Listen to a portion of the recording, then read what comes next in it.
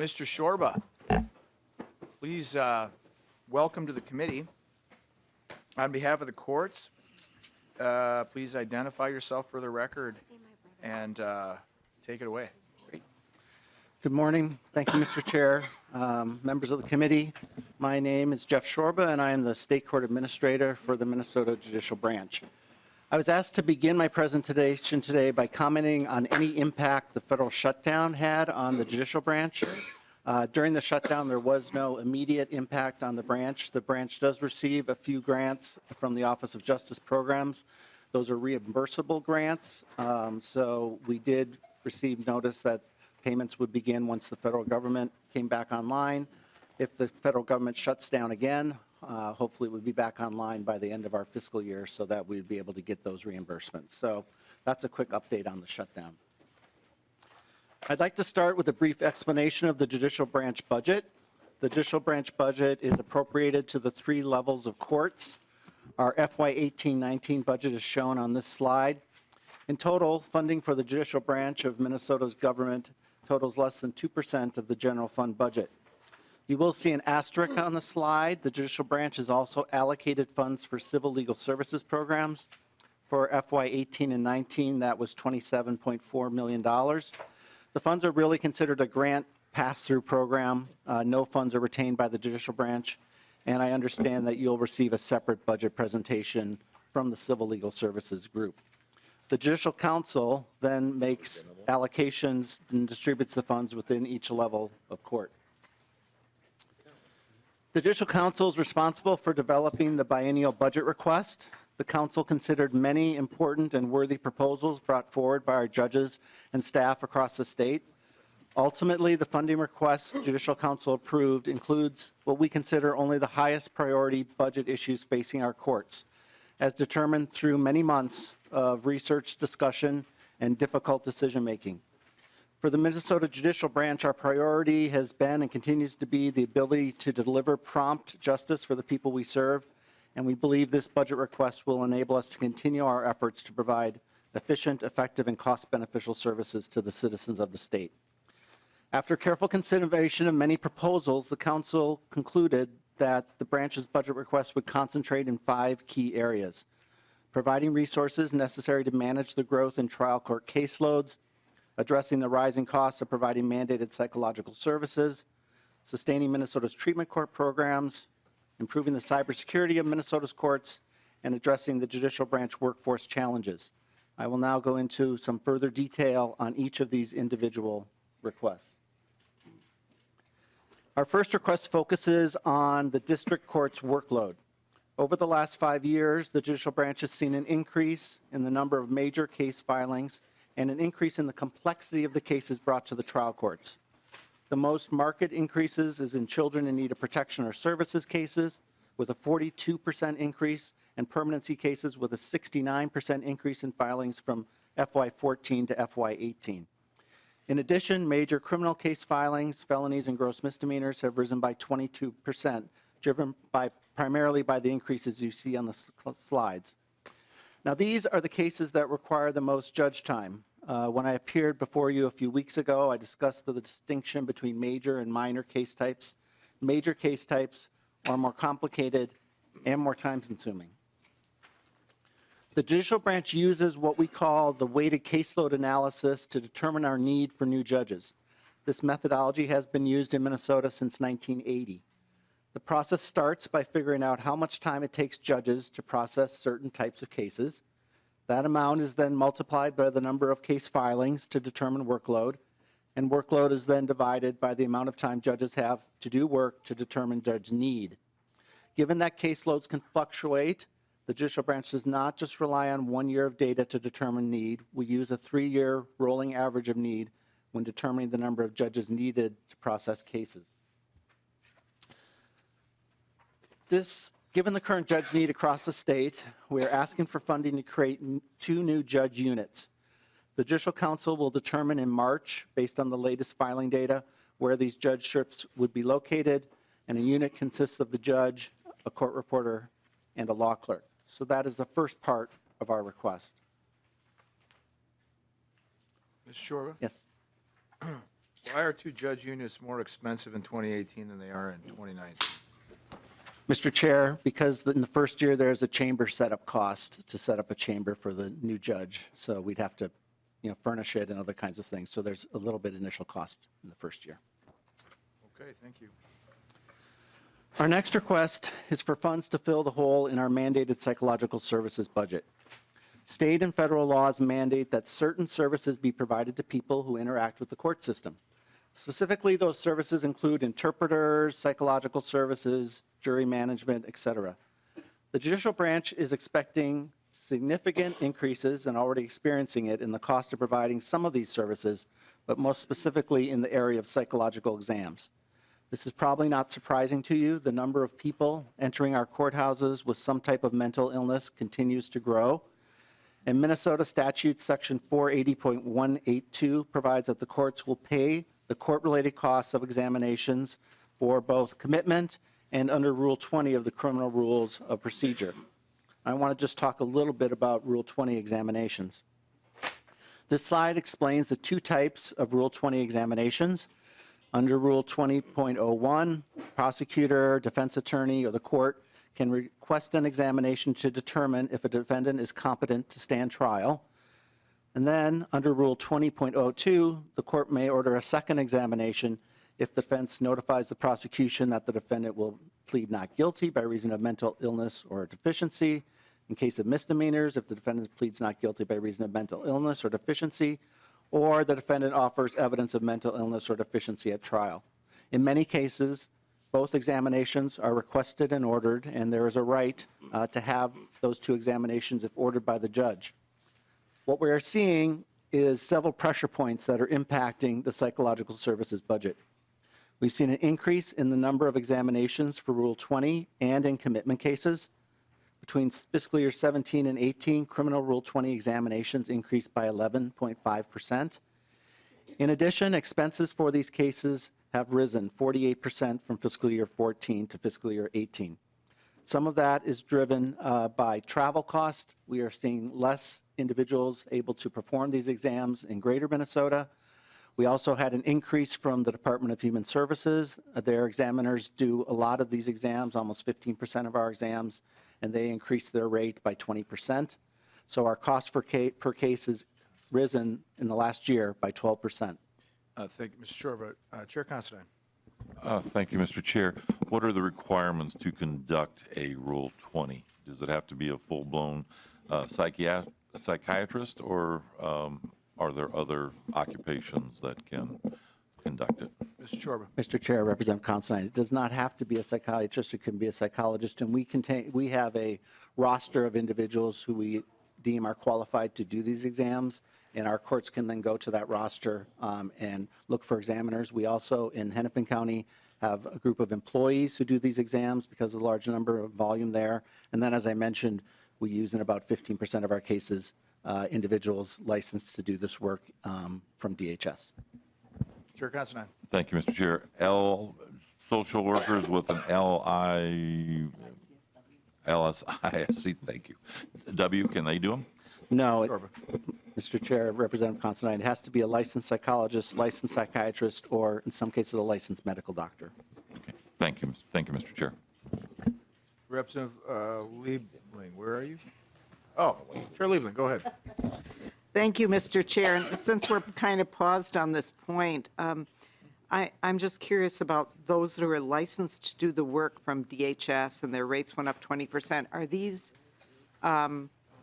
just trying to figure out where they are in DHS. Are these people that work for direct care and treatment in DHS, or, can you just sort of explain to me where the interaction is here?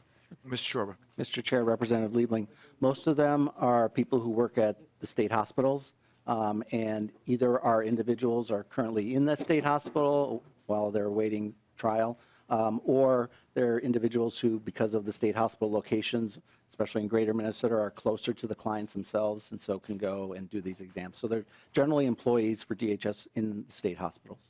Okay. Thank you, Mr. Chair. Okay, thank you. Please proceed, Mr. Chorba. So our budget request of $2.14 million for the biennium will help fill the hole in this psychological services budget that we see in experiencing an increase. So that is our second part of the request. Our third part of the request has to do with treatment courts. The growth in both the number and type of treatment courts operating in Minnesota over the past decade has been significant.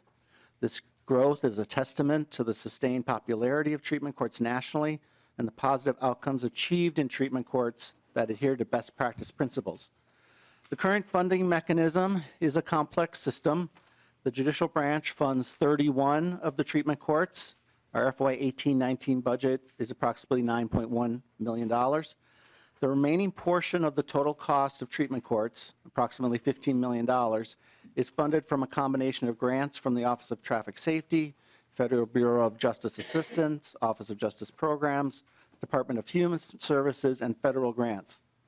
So as you can see on this map, treatment courts are in place or being planned in about 80% of Minnesota counties. At present, there are 61 operational courts, including 11 multi-county programs. The question is often asked, do they work? Research shows that treatment court approach has proven more effective than some traditional court strategies at reducing repeat offenses. This is especially true for certain offenders, such as those having a high recidivism potential. Treatment courts result in more defendants turning their lives around and becoming healthy, law-abiding citizens. And research also shows that when these strategies are implemented correctly, they improve public safety and save taxpayer dollars. Evaluations performed by the Judicial Branch, as well as many other national studies, have shown the real positive impact of treatment courts. In 2012, the branch released a statewide evaluation that compared drug court participants to similar offenders and found that drug court participants were less likely to reoffend, spent less time incarcerated, reducing costs to taxpayers, and showed gains in employment, educational achievement, home rental ownership, and payment of child support. In 2014, we performed a follow-up analysis to examine whether the positive impact of drug courts on recidivism continued after 2 years, and I'm pleased to report that the findings still hold true 2 years later. In addition to our state court administration evaluations, the Department of Public Safety, responsible for traffic safety grants, which fund many of our DWI courts, recently completed an evaluation of DWI courts, and they found the same thing: reduced recidivism, completion rates above the national average, and savings of taxpayer dollars. In 2017, with the assistance of the legislature, we implemented a funding formula for treatment courts aimed at providing a stable funding source. The Judicial Branch treatment court appropriation is distributed through this funding formula. The funding formula provides that new treatment courts will be funded through state or federal grants. Once you come into the funding formula, Justice Partners will contribute a 30% cash or in-kind match, and that existing treatment courts and treatment courts cycling off of grants will be funded based on a minimum number of participants, as you can see on this slide. As I noted, most treatment courts start with federal grant funding. When the funding expires, we have to seek sustainability funding to keep these courts open. Our request seeks new funding for 5 existing treatment courts, which have grant funding set to expire during the next biennium. This new funding will allow the Judicial Branch to add these 5 courts you see on the screen to the statewide treatment court funding formula. That is the third part of our request. Fourth part of our request has to deal with cybersecurity. Last year, over 22,000 public sector cyber incidents were reported nationally, along with 300 confirmed data breaches. The trend is expected to increase as gathering data is a lucrative criminal activity. In 2016, many of you are familiar that prior to the launch of the Judicial Branch cybersecurity program, the Judicial Branch experienced 3 DDoS attacks. A DDoS, distributed denial of service attack, is designed to make a network resource or site unavailable to its intended users. The attackers sent hundreds of thousands of requests to access our website, causing the site to crash. In our case, we shut down our public website to enable us to install software to thwart the attacks. One of the attacks resulted in our public website being unavailable to the public for 10 days. Minnesotans who depend on our public website for information, forms, and access to services were unable to conduct their business during the attacks and subsequent shutdown. As a result of the attacks, the branch hired an outside cybersecurity firm to identify our vulnerabilities and help us prioritize efforts needed to mitigate risks. In addition, we sought and received funding to create a cybersecurity unit to develop and maintain an information security effort that will mitigate the branch's risk of major data breaches, data corruption, system outages, document data loss, and cyber attacks. Our transition to statewide electronic filing of court cases, electronic court records, and online sharing of court records underscore the need for a robust cybersecurity program. We are responsible and committed to the safety and security of a magnitude of public, private, and sealed information regarding Minnesotans. We recognize that as the organization's dependence on technology increases, the risk of major outages and cybersecurity incidents become more common, impactful, and costly. To maintain the privacy, security, and legitimate business access of sensitive information, the strength and security of the branch's technology infrastructure is one of our highest and ongoing priorities. The cybersecurity program maintains and ensures the confidentiality, integrity, and availability of information through carefully coordinated information framework, communicated policies, and provides the branch with the necessary flexibility to protect against increasingly sophisticated cyber attacks.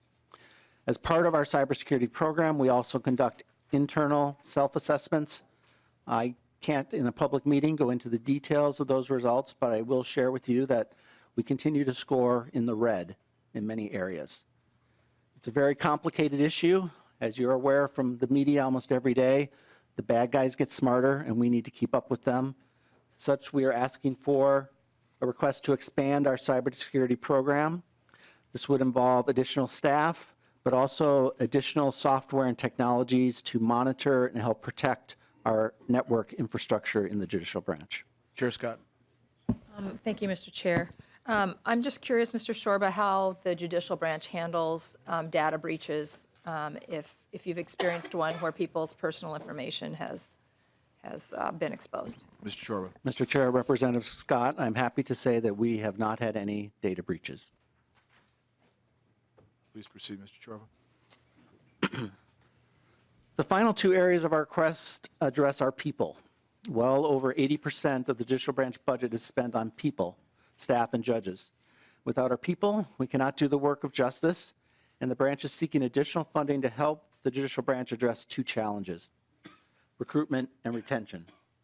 During the height of the recession, we were forced to impose a multi-year salary freeze in order to preserve essential court functions while managing difficult budget cuts. Employees did not receive ongoing permanent compensation increases for 5 years between fiscal year 08 and fiscal year 13.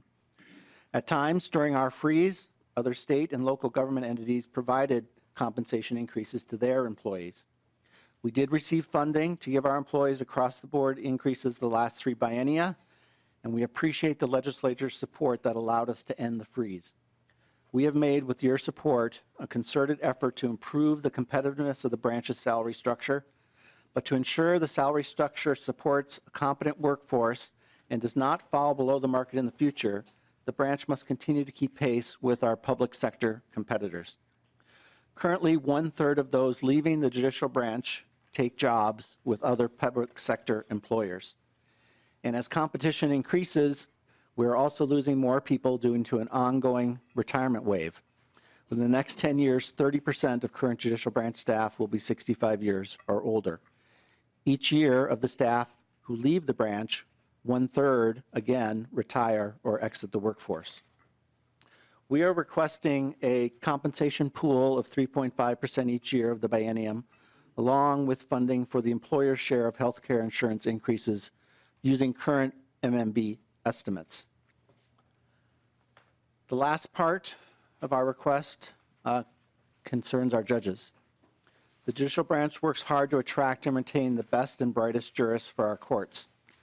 However, we lose the ability to gain the interest of highly competent lawyers if we are not able to keep salaries competitive. In some counties, the county attorney and assistant county attorneys make more than a district court judge. District court judges currently rank 19th nationally, adjusted for cost of living. We certainly do not want to be number 1 in the nation, but we also hope that we can strive to stay in the top half. The branch is facing challenges in our ability to attract and retain judges. As with our employees, we are seeing a significant retirement wave. By 2022, almost 40% of all judges that were on the bench in 2017 will have either retired or will have turned 65 years old. We are also having difficulty recruiting judge candidates in Greater Minnesota. The number of applicants are down. In addition, in Greater Minnesota and other parts of the state, we are finding that primarily only public sector attorneys are applying for jobs. This is not to say that public sector attorneys do not make fine jurists. They do. However, we strive to retain a balanced judiciary with representatives who have had both public and private sector experience. So the Judicial Council's compensation request for judges is the same as that for staff, 3.5% in each year of the biennium and the employer cost of unavoidable health care increases. Mr. Chair and members, that is the Judicial Branch's 2021 biennial budget request. The request increases our base budget by approximately 6.38%, which is close to what the legislature appropriated to the branch in fiscal year 18 and 19.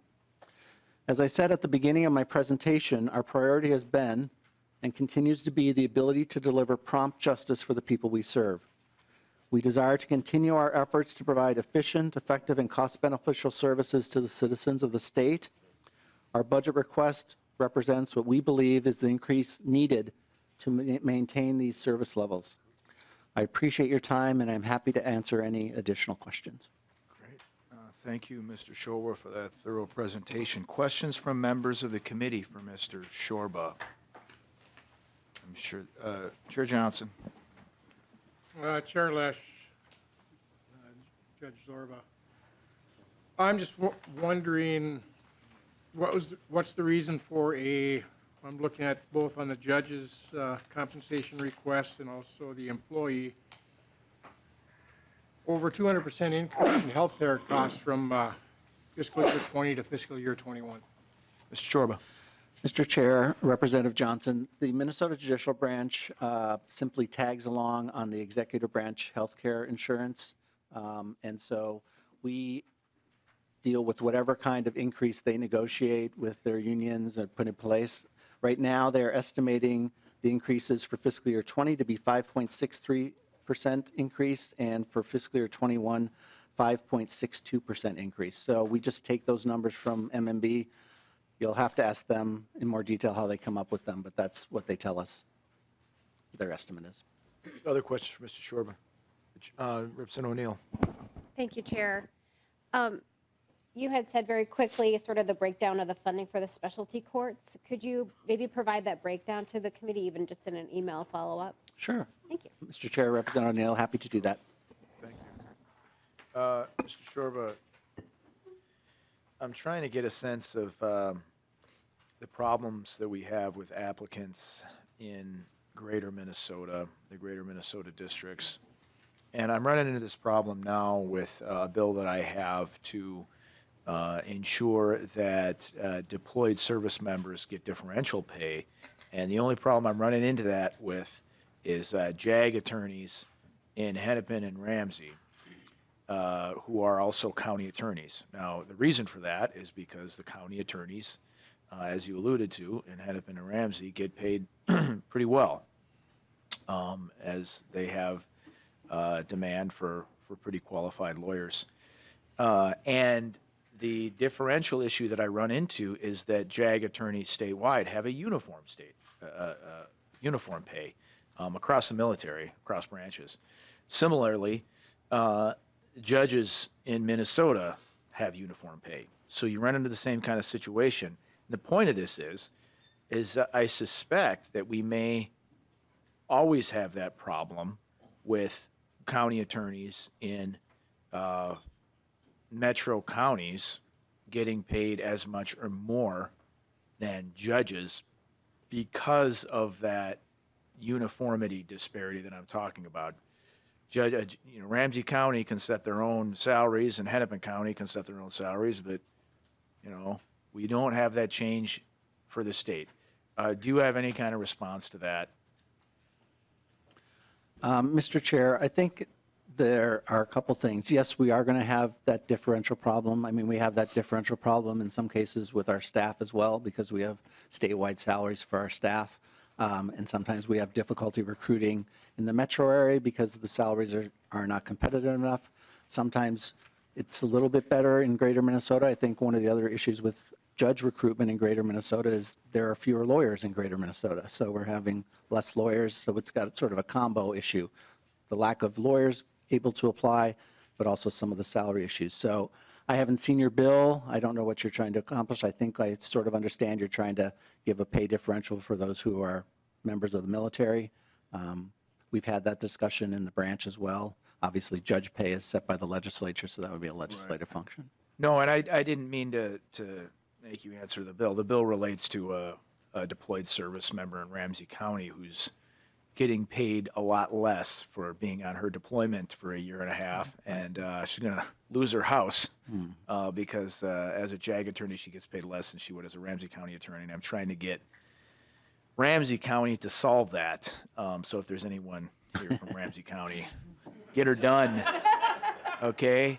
But the question related more to that disparity, like how are we going to solve this? And yet the problem that we have is we have a recruitment problem in greater Minnesota with judges. So despite the suggestion that somehow being a judge would be more appealing because you're getting paid that much more than what the median income is, median household income in greater Minnesota compared to the metro. So I was just wondering about how they were going to solve that, but it was partially a rhetorical question.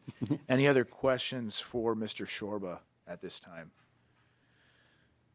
Seeing none, then, Mr. Shorba, thank you very much for this presentation. We will have ongoing discussions with you. I don't think we have a timeline yet for when we're going to have the bill out, but obviously it'll be after targets, and we will be in touch.